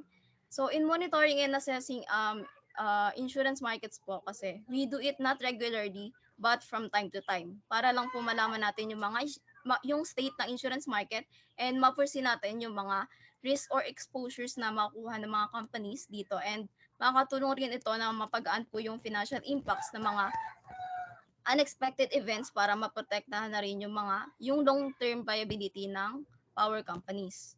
So its advantages is to help organizations or power companies ensure adequate or sapat lang na coverage against power risk. So next is early identification of potential areas of concern, allows proactively mitigating emerging risk. So another one is to stay informed to improve overall risk management practices, as this can help power companies to identify potential risks and opportunities and make better informed decisions to protect their assets and finances. So last advantage po nitong option 2 is to help companies to find cost-effective insurance options. So this is important as it helps them to identify the cost-effective options and timing ng isang insurance, allowing them to optimize their expenses on insurance. So disadvantages naman po ay monitoring and assessing the insurance market can be time-consuming and resource-intensive. Next disadvantage is the market volatility can make it difficult to keep up to date with the changes since the insurance market can be volatile po and change rapidly and it can be hard for power companies para makapag-keep up sa changes and adapt their coverage accordingly. Next slide po. The third and the last option is to develop a robust enterprise risk management systems that are firmly linked to the company's strategy. So we make this our option since risk managers and the entire power company need this to make better informed decisions, achieve its objectives more effectively, and be more resilient in the face of uncertainty. And also stress to the sentence po that are firmly linked to the company's strategy. So by linking ERM to strategy, power companies can prioritize risk management efforts based on the potential impact and likelihood lang of different risks and determine which risks are most critical to be resolved. So its advantages naman po is a robust ERM system allows organization to identify and manage potential risks proactively. And linking ERM to company strategy allows the organization to prioritize risk management efforts. So next one is that it can improve communication and collaboration within the organization. Last advantage is that it can ensure compliance with any relevant laws, regulations, and industry standards related to risk management. Its disadvantages, on the other hand, naman po, is it can be costly and require significant investment in infrastructure and resources. Next one is it can be a time-consuming process and it require a significant amount of planning and coordination. So dito naman po, developing a robust ERM system is like a long process pagdating sa planning pa lang. And it requires din yung overall coordination ng company, kaya complex and time-consuming siya. So next disadvantage is it can be complex involving a wide range of risk because it involves identifying, analyzing, and managing a wide range of risk pa. So last disadvantage is there is a risk of oversimplification leading to an underestimation of risk and lack of proper action. So in conclusion po, we have 3 options to formulate a main recommendation. Overall po, yung 3 options naman is good and can be easily administered ng mga power companies, but in our opinion po, we think that option 3 na developing a robust enterprise risk management systems that are firmly linked to the company's strategy is the most helpful sa mga companies to prevent and mitigate the changing power risk. Napili namin ito kasi option 1 is not that easy to implemented that fast pa kasi due to changing power risk, nahihirapan pa yung mga companies na mag-transition or mag-adjust dun sa pagda-diversify ng ibang power sources. Kaya option 1 is not that ideal pa sa ngayon. So, while sa option 2 naman, this can be incorporated or pwede rin gawin sa option 3 since ito naman po ay parang isang function or process ng isang robust ERM. So, ayun po, option 3 po yung napili namin as our main recommendation. The justifications for our main recommendation can be further elaborated by the next reporter, Ms. Concepcion. That's all po, and thank you. Hello everyone, I'm Rika May Concepcion and I will be discussing the decision or recommendation part of our case presentation. So let's now proceed with the discussion. Let's start with a clear and specific response to the problem.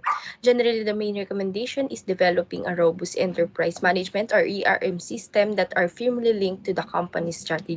So ito na po yung napili naming main recommendation addressing sa mga problems discussed previously, specifically to improve and take proactive approach in understanding and assessing potential threats and develop strategies to mitigate or manage the uncertainty brought by power risk, and also to provide mechanism for making insurance rate more cost efficient. Next is the justification naman po. It includes certain references po back up naman for our main recommendation. A research entitled A Qualitative Analysis Enterprise Risk Management System in the largest European electric power companies that states, considering the current negative economic outlook and trends and the volatility in the energy markets and the increased uncertainty expected in the upcoming period, the robust ERM system that are firmly linked to the company's strategy will be crucial building the company's resilience and increasing in the success. So dahil nga sa mga current negative economic outlook and trends, volatility ng power insurance markets and yung uncertainties ng mga changing power risk, na apektuhan nito yung business process ng mga power companies na nagre-resulta ng major financial loss on their part. Kaya naman need talaga ng mga power companies ng isang robust ERM system na firmly linked sa company strategy. So kapag na-implement na ito within the company, mai-improve nito yung mga resilience or katatagan ng company, and para na rin makamit ng company yung kanilang goals that will lead them into their success. Next naman po, a study published in the Journal of Applied Corporate Finance 2016 found that a well-designed and robust ERM system can help firmly identify and evaluate risks that may affect ability to achieve strategic objectives and can help the firm to make a better informed decision and allocate resources more effectively with the goal of creating sustainable value. So ito naman po ay isang reference lang to further validate the fact ang isang robust or ERM ay mahalaga sa isang company and dapat na ma-implement din po ito ng tama and to help companies, specifically power companies, to achieve their objectives, cut the financial losses, and make informed their decisions to further drive their companies to success. Last but not the least, the implementation step or kung paano pa ito properly i-implement sa isang company. An effective ERM system implies not only protection against the negative consequences of risk, but also strategic approach to taking the desired amount of risk that enables the achievement of business goals and creation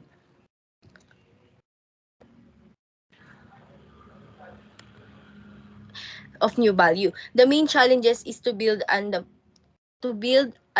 ERM system that provides protection against negative aspects of risk, but also that is proactive and focused on taking advantage of the opportunities arising from exposure to business challenges and risk companies. So, sabi naman daw po dito, ang isang ERM system ay hindi lang nagpoprotekta sa isang company sa mga negative consequences ng risk, such as of financial losses, but isa rin itong strategic approach that can help the business to make informed decision about the right amount of risk to take in order to achieve its goals and create new opportunities for growth and value. And yung main challenge naman daw po ng implementing an ERM system is yung pag-balance ng need for protection against negative consequences ng risk with the need proactively take advantage of opportunities na maaring lumitaw kapag na-expose yung isang company sa risk. Kaya naman po yung our group recommend that when implementing ERM system, organization or power companies may use standards framework to build, implement ERM. Ang standards of framework po kasi ay isang set of guidelines or best practices na magagamit ng power companies para ma-build yung ma-implement ang kanilang mga ERM system. This can include things like kung paano mag-identify and mag-access ng mga risk, kung paano ma-prioritize and mag-manage ng risk, kung paano mag-report or risk management activities. Implementing a standardized framework for building and implementing an ERM system can help organizations better understand and manage the risks they face, leading improved decision-making, increased efficiency, and better alignment with overall business objectives. By using the standards framework daw po can have several benefits for organization as indicate nga po dyan. However, it can also potential issues such as cost. It can be costly kasi may mga require na additional stop to purchase or para lang dito. Complexity, kasi mahirap din daw po ito i-set up and maintain. And flexibility kasi maaring maging mahirap para sa lower companies na iangkop yung system nila sa kanilang mga specific needs. Inadequate risk identification kasi maaari hindi rin po nito matukoy yung lahat ng possible risk na pwedeng kaharapin ng company, and limited ability to adapt emerging risk kasi yung ERM system may not able to adapt to new or emerging risk that organizational faces, which can lead to inadequate or sapat na risk for the management. To make the implementation process as smooth as possible, organization need to be aware of these potential issues and be prepared to address them. So this can include things like budgeting for the cost of implementing the ERM system, training employees on how to use system, and being flexible and adaptable to change circumstances. Additional organization should ensure to identify and assess all potential risks, including emerging risks, and be prepared to adapt to them. So that's all for our case presentation for today. I hope you learned something from us. Thank you for your listening. Now we are open for your question and clarifications. Thank you. All right, thank you very much, Group 7. So, Group 2. Questions, please, Group 2. Ayun po. So, doon nga sa napili niyong option, yung sa option 3, hindi ba parang ang risky niya sa business dahil the fact na costly na nga siya is masyado pa siyang complex. Dahil nga complex siya, pwede pa silang maka-encounter pa ng mas marami or mas malaking problema. So, imbis na maging solution siya is pwede pa siyang maging mas malaking problem kaysa doon sa current problem nyo. So, ang pinaka-question is, hindi ba masyadong risky ang ERM knowing yung disadvantages na binigay niya? Okay. So I think the question is coming from papaano nyo i-address yung disadvantage ng pinili nyong option. Kasi actually, I just want to raise na I really like that you identified the advantages and disadvantages of each of the options. Pero syempre, it's opening you to possibilities na kagaya ng question ng group 2 na paano nyo i-overcome yung disadvantage, diba? So nag-identify ka kasi ng pros and cons. So ngayon nakapili ka na, paano mo ngayon i-address yung mga pangit na side nung napili ninyo?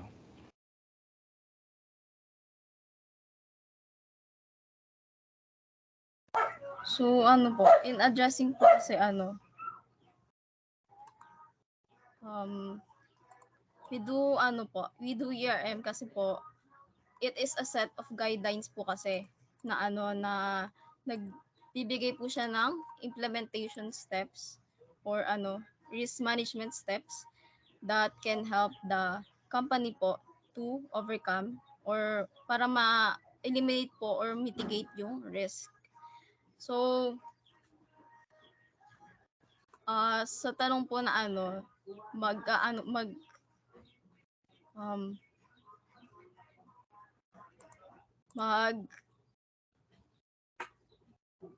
wait lang po.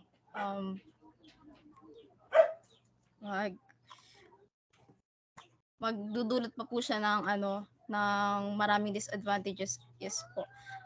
Yung kung yung companies po is more focus po sa ERM system nila para po hindi po magiging issue po yun sa kanila na yung mga risk po na nila is hindi po magiging issue sa kanila na mahihirapan sila ganun po.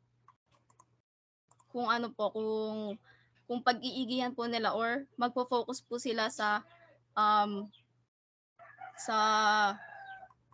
ERM systems po nila. Yun po. Okay, so paano yung concern about cost? Cost po. At saka yung complexity kasi baka masyado daw complex.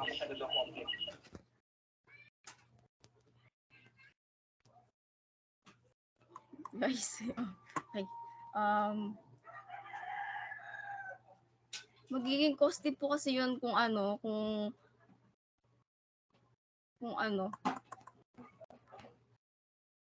Pwede niyo tulungan si Nicole, ha?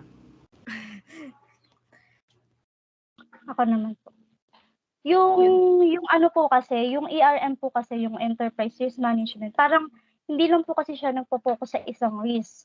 So parang pang-broad siya. Hindi lang siya pang energy risk or yung power risk na katulad ng problem na pinapresent ng case na to. So para maibawasan din yung disadvantages yung pinapresent naming disadvantages, syempre yung company, they should provide another strategy along with the ERM, like yung risk assessment and management. With that, pwede nila maiwasan yung disadvantages na pwede nila makaharap while building this ERM system po. Okay, so I think ang answer nila group 2 ay yes, costly, yes, complex, but the advantages outweighs the disadvantages. So according to their analysis and study, mas mahal pero yung benefit na makukuha nila mas madami kaysa doon sa magiging mahal na babayaran nila or gagastusin nila. Okay? So, sige, malapit na kasi tayo mag-time, so let's wrap up the discussion. Again, similar dun sa mga naunang nag-present sa section ninyo, I also like your analysis, the research you made, very good. Na-mention ko na kanina, I like that you compared the advantages and disadvantages of each of your options. So, makikita nyo naman dun, dahil ganun yung ginawa nyo, mas naging madaling mag-decide, di ba? So, hindi ka basta mag-gut feel lang, mamimili lang kung ano yung gusto mo dahil depende lang, may nabasa ka lang na isang magandang term, yun na iisipin mo na maganda. So, I like that you compared and contrasted each of the options. So overall, thank you very much Group 7. Sa lahat na nag-report ngayon, very good. I'm happy, I'm impressed. So paki-submit yung inyong mga papers doon sa folder natin sa Teams, and then I will also be sharing with you yung evaluation ng inyong mga groupmates. So evaluate rate as honestly as possible para mabigay natin to give credit where credit is due. So thank you very much. Good job, everyone. I'll see you in person on Saturday. Have a happy weekend. Thank you. Bye-bye. Sir, excuse po. Yes. Sir, yung exam po ba natin sa 28 is cover to cover po ulit? Hindi. Kasi face-to-face na tayo, so hindi na. Okay po, sir. Thank you po.